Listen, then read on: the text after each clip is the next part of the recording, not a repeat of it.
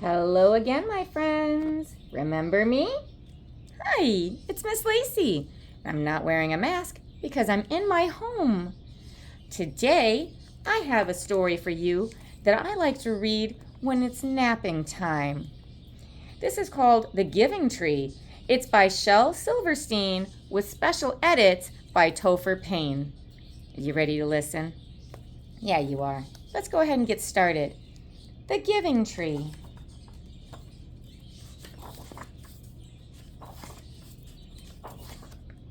Once, there was a tree. There it is, right there. And she loved a little boy. Oh, see, here's the tree. And then over here, we see a foot. And every day, the boy would come. There he is. He's running. And he would gather her leaves.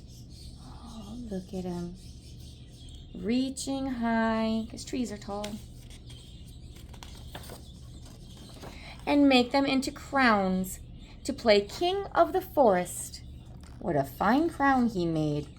How clever. He would climb up her trunk. See, there are his feet and his hands. He's shimmying up the trunk. And swing from her branches. There he is. He's holding on. He's just swinging back and forth. He left his little shoes below. And eat apples. She's an apple tree. And they would play hide and go seek. Oh, he can't hide very many places because she can't go very far, can she? I think she found him. He's behind that rock there. Silly.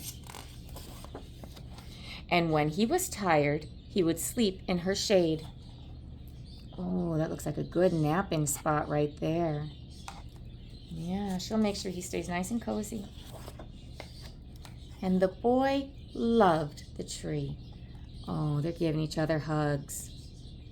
That's nice. Have you ever hugged a tree? I think you should try it. Trees work so hard giving us clean air. I think they deserve a hug.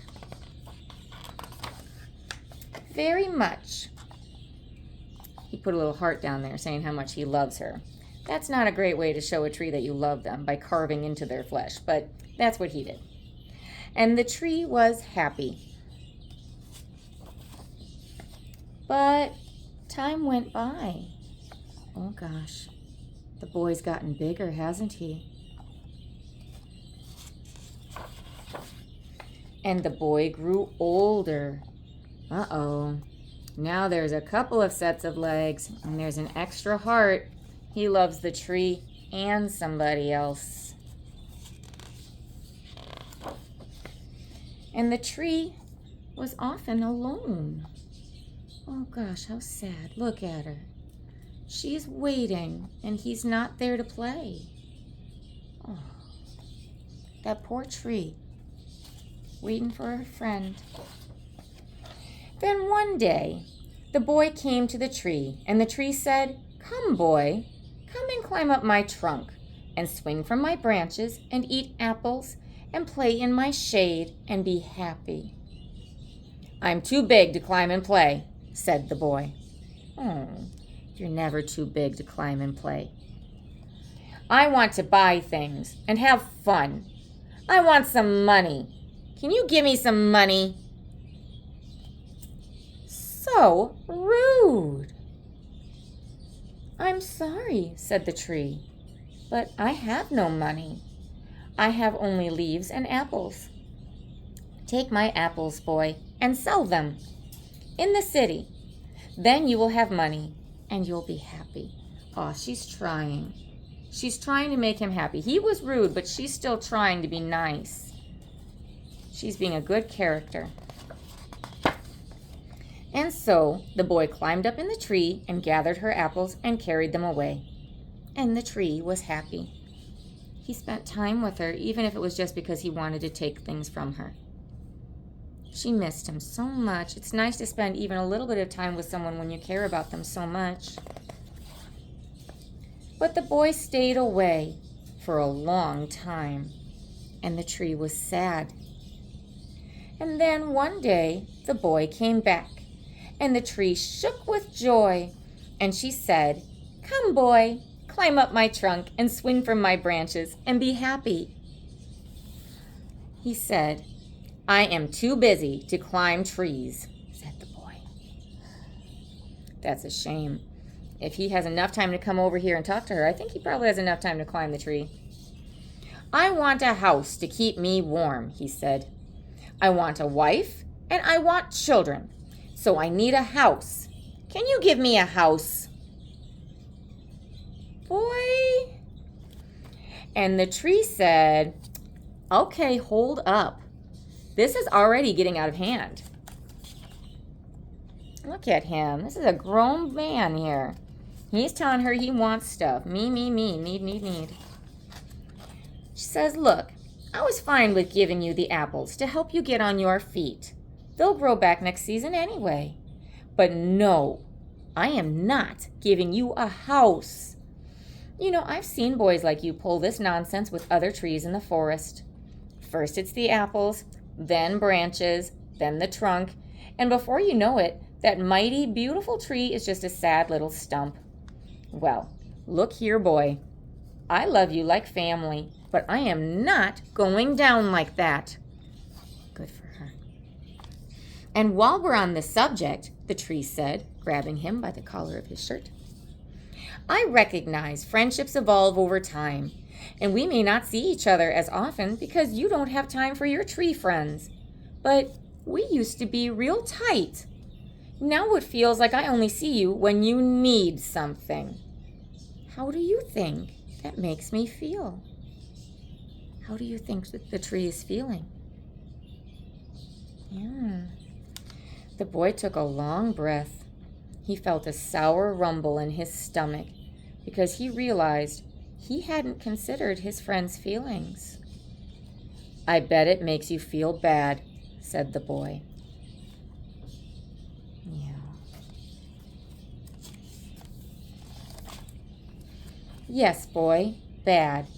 I can't even remember the last time you asked me how I'm doing." That's true. Each time the boy has come up to her lately, it's because he just wants to take something from her. Have you ever made that mistake? Have you ever gone to play with a friend just because they have a fun new toy that you want to put your hands on? Remember, your friend is more important than the thing that they have. "How are you, tree?" asked the boy. He sincerely wanted to know. So the tree told the boy all of the gossip from the forest and introduced him to the family of red squirrels that had moved into her trunk. While she was glad for the company the squirrels provided, she was concerned about the long-term health effects of hosting a burrow. Oh gosh, look at those pretty little squirrels. Oh. So the boy called the local arborist, who explained that squirrels don't eat wood. They only build nests in pre-existing holes, so the tree was in no danger. And the tree was so relieved. And so was the boy. He loved his friend, and he was concerned about her long-term health because she had taught him the importance of empathy. It's when you're thinking about other people's feelings and you really care about them. It matters to you. There's the arborist. You can tell because he's got a little tree on his shoulder there. That's his little uniform. He knows everything that there is to know about trees and how to take care of them. And the tree was happy. And so it continued. The tree and the boy looking out for each other like that. Both of them content in the knowledge that someone had their back. The boy attended culinary school. The tree took courses online and got her certification in small business management. They did their homework together nearly every day. The boy became a pastry chef. Together, they opened a bakery selling the best apple pies anyone had ever tasted. It turned a profit in the first 18 months, which is most uncommon.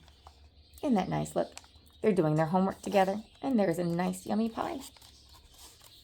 We've been learning a lot about apples and apple pies, haven't we? Eventually, the boy had a son of his own. And much later, the son of the boy had his own family too. Because of their friendship, the boy was successful and fulfilled, and the tree grew wider and stronger, standing tall and beautiful in the forest for many, many, many years, plus a few years even more than that. Look, there's the family coming to say hello. Isn't that nice? And as each generation played in her strong old branches, the tree often thought back to the fateful day when the boy had asked her for a house. In truth, she would have gladly given him her branches to build one. She would have given him her trunk to build a boat. She loved him that much. But then she would have had nothing left, not for herself nor anyone else. And there never would have been a home for the red squirrels. There'd have been no hide and seek with the boy's grandchildren, no bakery with the best apple pies anyone had ever tasted. Setting healthy boundaries is a very important part of giving. It assures that you'll always have something left to give. And so the tree was happy. Everyone was. The end. I like that. What a nice way to end this story.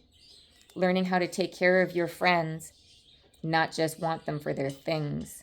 It's hard though sometimes when your friend has something new and exciting, or maybe when your family can do things for you.